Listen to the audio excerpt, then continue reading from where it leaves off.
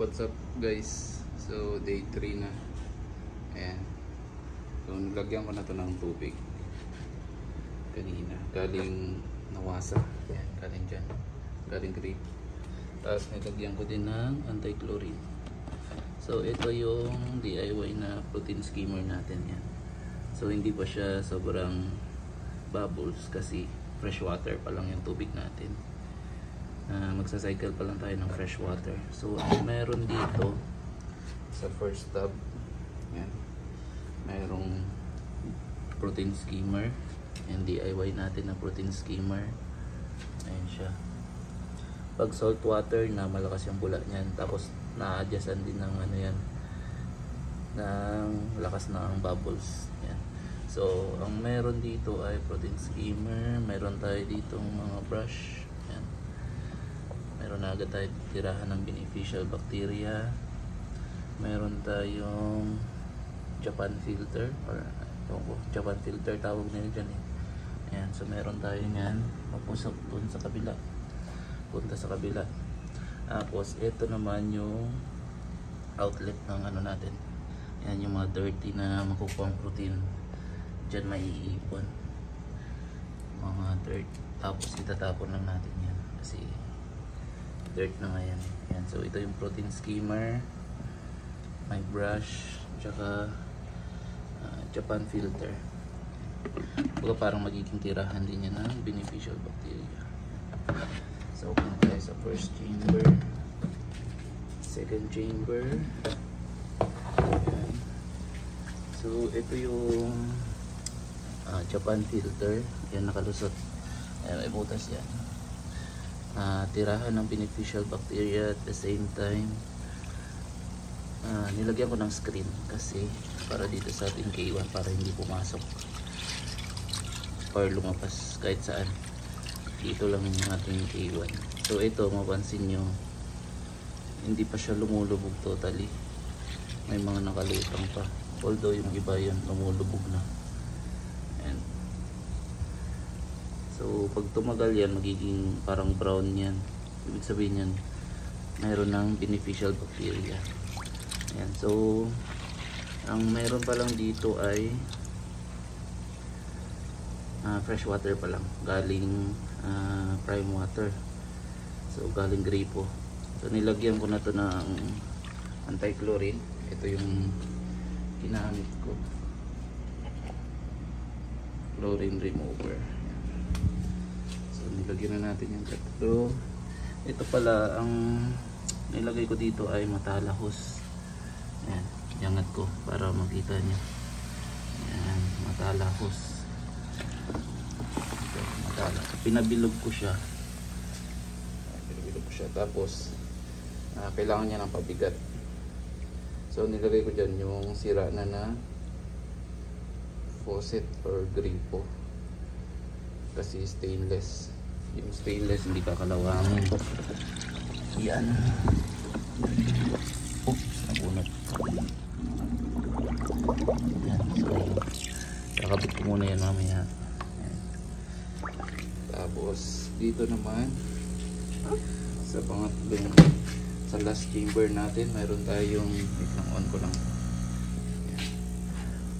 Mayroong UV light pump. Andun yung activated carbon natin at maglalagay pa tayo dito ng mga filter medias. Okay. Tapos ito papasok na ng mga crabs. Okay. Doon yung return. Alright. Ito pala meron ako dito. Ito naman preparation for, ayan, merong ano yan, oxygen din. Preparation ko to for pagkain ng beneficial bacteria. Yun yung ang tawag nila ay probiotic. Yan. Ay tawag na probiotic. So lagay ko muna to, balik ko. Tapos update ko kayo ulit. RNC Crab Farm. Yan. Ito na yung pang day 3.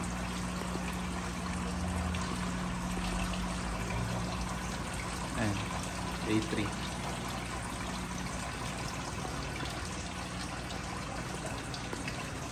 Kung may space pa dito, kaya pa na 40 bucks.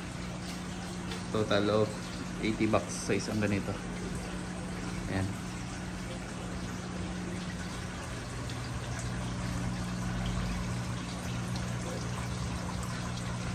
So ito yung return pipe. Ayan, bumabalik lang yung tubig. Tapos meron tayo ditong filter. Ayan, yung dito sa gitna nag-share na lang sila. Balikan yung filter. Ayan. Nandyan yung brush. Yung brush. Tirahan ng beneficial kasi Japan filter. Yung DIY natin na steamer. Ayan. Mag-upload tayo niya ng sa skimmer pag gumagana na. Papakita ko sa inyo. Tapos ito yung natin. Yung K1 canister.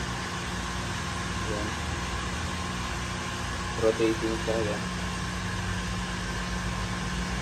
Tapos Japan din. Japan filter na may screen. Tapos yung sa niyan yung nagpapaikot, matala hose. Ito guys, lang to, hangin yan, daanan ng hangin. Binutasan ko lang para pag sinarado yan, malinis. Malinis. Ito dito, yan, may UV light tayo. Lalagyan pa natin ng filter media. Bali yung itim na yan na screen bulb ay activated carbon. So nagre-refill pa tayong tubig. Circulate muna tayo mga 1 week. Ano pa to, hindi pa salt water, hindi pa salinity, bali fresh water pa lang to. 1 week tayo magsa-cycle. Ayan. Nilagyan ko ng yan ng anti-chlorine kasi doon tayo kumuha sa gripo. Yun lang update. Ayan. RNC Crab Farm. Ito yung natin, probiotic. Nag-prepare lang. Ang purpose nito kaya nakaganyan kasi dapat may takip yung probiotic. Ayan, tapos hihilahin lang yan. Ayan, hilahin tapos mag-refill dito. Pubuhos doon para pagkain ng beneficial bacteria. Ayan, yan yung purpose na. Kaya nakaganyan. May oxygen din yan. Ayan.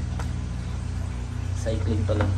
Pagka mayroon ng crabs, pwede na natin lagyan ng tuturo ko din sa inyo kung paano maggawa ng probiotic para sa crabs. Yung pipe natin, pump papunta dito. Ang gamit pala nating pump, aqua speed. Yan. Yung mga pang 100 gallons na submersible pump. Yan lang muna. Kaya niya naman eh. Ayan o. Tumalabas naman. Ayan. Doon sa kabila ganun din. Meron din. Ayan. Hindi ko na kasi nakita nyo na kanina. Alright. Update yan. Next update natin. Magtitimpla na tayo ng salinity.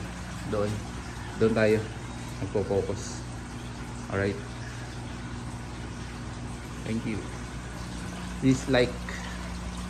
Thanks. Bye-bye.